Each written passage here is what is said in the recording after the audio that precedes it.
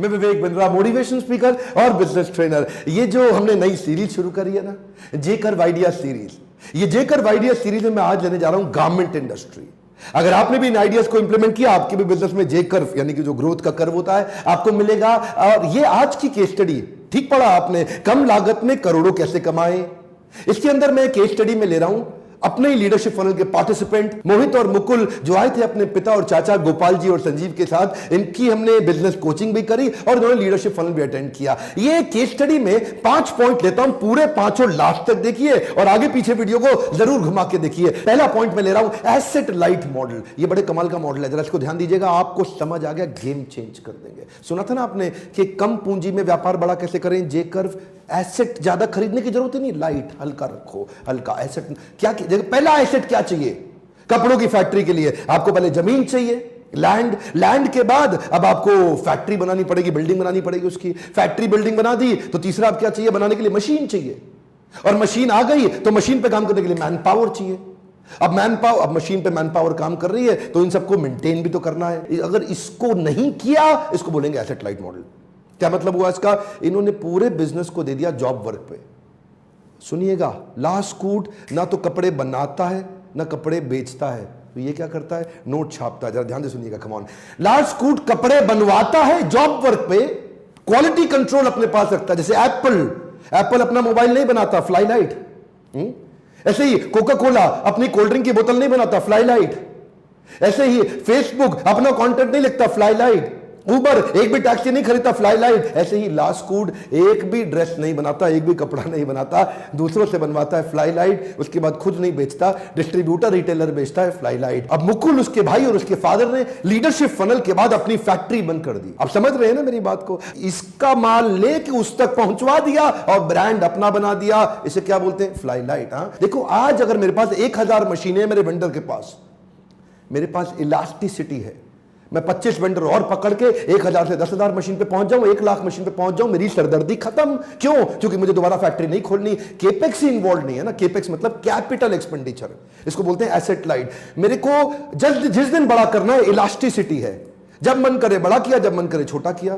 Season of हो गया, छोटा कर दिया, सीजन आ गया, ओए होए बड़ा कर दिया। तो इसमें ये क्या करते हैं? कपड़े का फैब्रिक इसको दे देते हैं, भैया ये पकड़, फैब्रिक ऐसा बनना चाहिए। ये सैंपल देख रहा है ना, सैंपल, हाँ ऐसा बनना चाहिए, मेरे को ऐसा सूट चाहिए, ये सैंपल है, ये बटन है, काज ऐसे बनेगा, सिलाई ऐसे होगी, धागा ऐसे होगा, इस कवर में डाल के दे दो, हैंगर ऐसा लगेगा, डिजाइन, प्रिंटिंग, बारकोड, स्कैनर, सब कुछ दे दिया।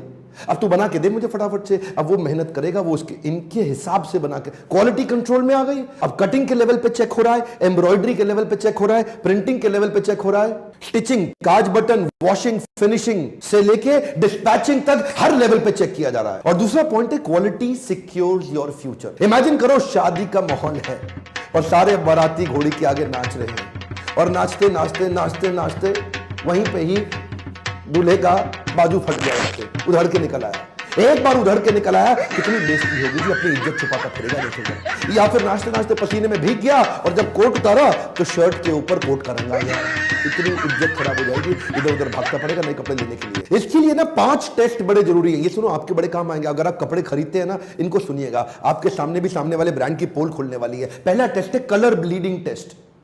ये कलर ब्लीडिंग क्या है? रंग उतरने लगता है। ब्लीडिंग मतलब जैसे खून निकलता है, ऐसे ही रंग भी निकलता है कपड़े का। कलर ब्लीडिंग निकलता है। ऐसे ही सुनिए जरा ध्यान से, ये क्या करते हैं? 60 डिग्री टेंपरेचर पे 60 मिनट के लिए एक कपड़े को गर्म पानी में उबलने के लिए डाल देंगे।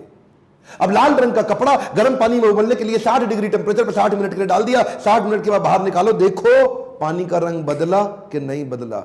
अगर तो बदल गया, कपड़ा रिजेक्टेड, और अगर नहीं बदला, कपड़ा सिलेक्टेड। इसको बोलते हैं कलर ब्लीडिंग टेस्ट। दूसरा पॉइंट है श्रिंकेज। देखो क्या होता है, कई दफा ना आपने कपड़े लिए, उसके बाद धोए, उसको वॉशिंग मशीन में डाले, अब पहनने की कोशिश कर रहे हो, कोट अंदर चढ़ ही नहीं रहा, आपको अंदर घुस ही नहीं रहा, बेचारा क्या साइज छोटा हो जाता। डायमेंशन स्टेबिलिटी टेस्ट में वो डायमेंशन देख लेंगे, 2 मीटर बाय 2 मीटर का इसका डायमेंशन है, चारों तरफ से इसको नाप लिया, उसके बाद वॉशिंग मशीन में आधे घंटे के लिए धो लिया, धोने के बाद फिर से नाप लो कि 2 मीटर बाय 2 मीटर है, घट रहा है कि बढ़ रहा है कि उत्ते का उत्ता है। इससे ना क्वालिटी कंट्रोल में आ गई। तीसरा है पिलिंग। पिलिंग मतलब क्या होता है? सुना ना आपने, रोया, रुआ, बुर। जो लल्लू लाल कपड़े वाला है ना, वो कभी भी फैब्रिक के रॉ मटेरियल फैब्रिक पे ध्यान नहीं देगा कि इस पे रोआ या बुर या आएगा कि नहीं आएगा। लेकिन अब लास्टकूट ने क्वालिटी कंट्रोल के लिए क्या किया, पहले ही फैब्रिक का पीलिंग टेस्ट, उसकी एक मशीन आती है जिससे आप पीलिंग टेस्ट करके पहले चेक कर लो, अरे इसमें रोआ रुआ बुर कुछ आएगा कि नहीं आएगा। अगला पॉइंट है स्लिपेज। इसमें कपड़े दो प्रकार के होते हैं, लो थ्रेड काउंट के और हाई थ्रेड काउंट के।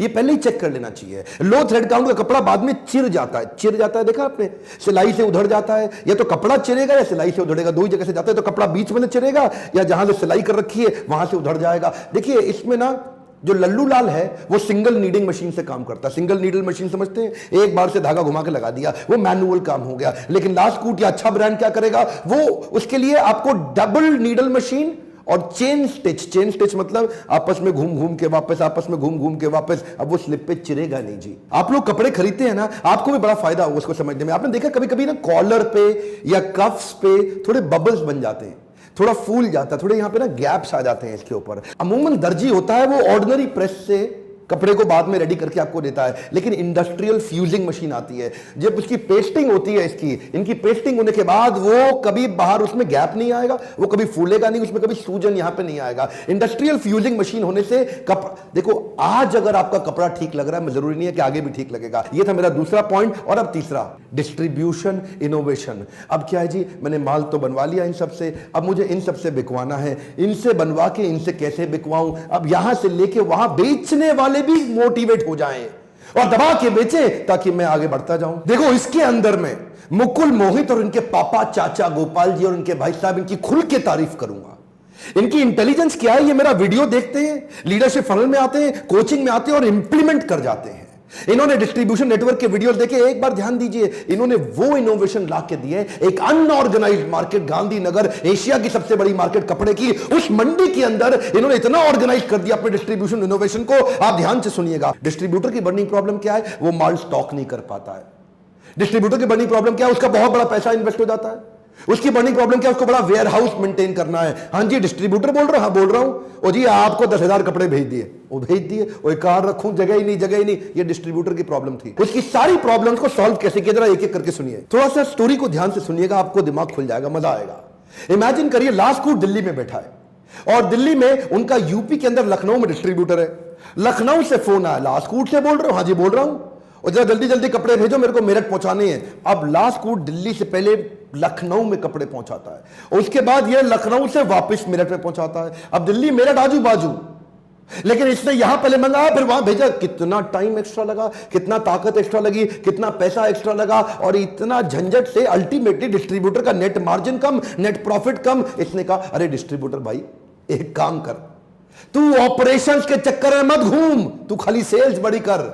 मैंने पीछे लॉजिस्टिक सप्लाई चेन रोबस्ट कर लिया है ईआरपी लगा के, मैं सीधा माल पहुंचा दूंगा दिल्ली से मेरठ। पहले दिल्ली से लखनऊ, लखनऊ से मेरठ, यह था ट्रेडिशनल तरीका, और अब सीधा दिल्ली से मेरठ, यह है लास्टकूट का तरीका। ये क्या करते हैं जी, सुनिए, ये क्या कहते हैं, डिस्ट्रीब्यूटर भाई तू तो पांव फैला के लेट, तेरे को काहे टेंशन लेना है, तेरे को डेड स्टॉक नहीं भरना, तेरे को अपनी जगह पे माल नहीं भरना, तेरे को बड़े बड़े वेयर हाउस नहीं लेने, सीधा माल मैन्युफैक्चरर से रिटेलर पे पहुंचेगा। तू खाली जाकर के ऑर्डर ले, पेमेंट कलेक्ट कर, ऑर्डर ले, पेमेंट कलेक्ट कर। अब पहले बड़े बड़े ऑर्डर देने पड़ते थे, अब क्या हुआ जी, रिटेलर को 4 पीस सूट चाहिए, उसके लिए भी फोन कर देगा, हाँ जी लास्टकूट से बोल रहे हो, हाँ जी बोल रहा हूं, और मैं मेरठ से बोल रहा था 4 पीस ही चाहिए, भेज देते हो क्या 4 पीस। चिंता क्यों करते हैं सर, 4 पीस भी पहुंच जाएंगे, सीधा 4 पीस उनके पास पहुंच गए। ट्रेडिशनल तरीके में अगर रिटेलर को 1 हफ्ते में कपड़ा चाहिए, डिस्ट्रीब्यूटर कहता है 1 महीने में मिलेगा, रिटेलर कहता है अगले हफ्ते चाहिए, डिस्ट्रीब्यूटर कहता है 1 महीना लग ही जाएगा। लेकिन लास्टकूट का तरीका अलग है, लास्टकूट कहता है 1 हफ्ते में तो छोड़ो, 24 घंटे में आपको मिलेगा। तो ये जो है ना, ये डिस्ट्रीब्यूशन का इनोवेशन,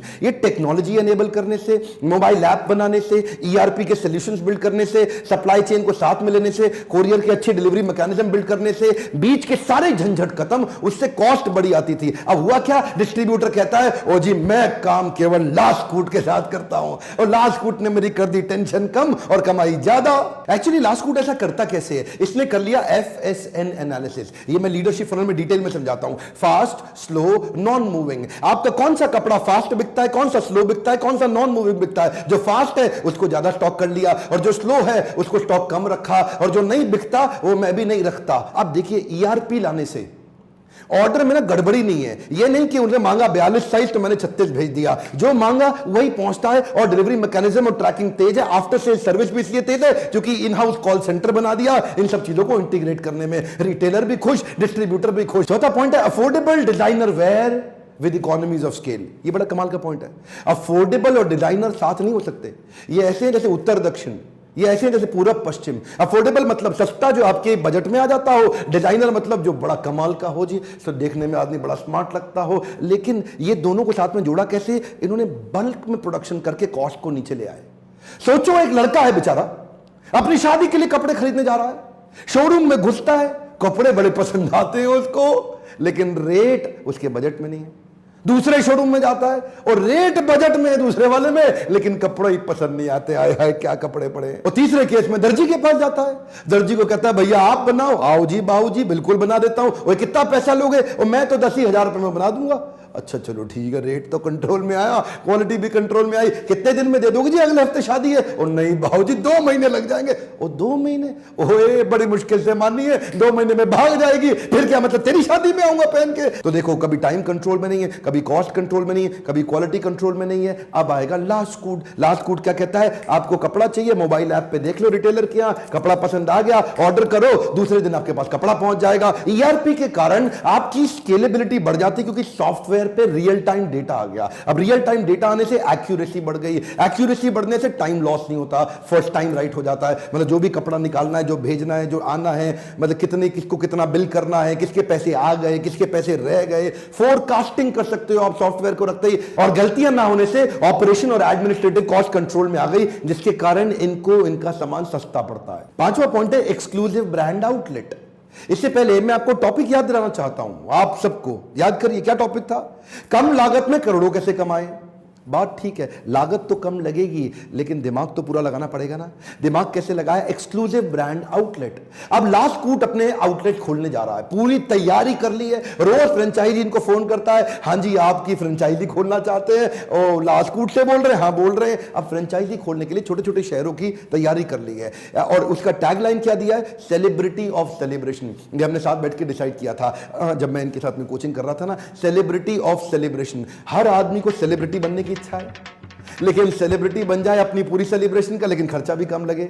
अब जो हमारा देश है उसमें बड़े सारे त्योहार हैं। राखी, दिवाली, दुर्गा पूजा पे कुर्ता पजामा चलता है, ईद पे पठानी सूट कुर्ता पजामा चलता है, मैरिज पे sherwani, wedding reception corporate event पे सूट या ब्लेजर कोट चलता है, और जब आपकी एंगेजमेंट या शगन की पार्टी हो तो आप इंडो वेस्टर्न पहनते हैं।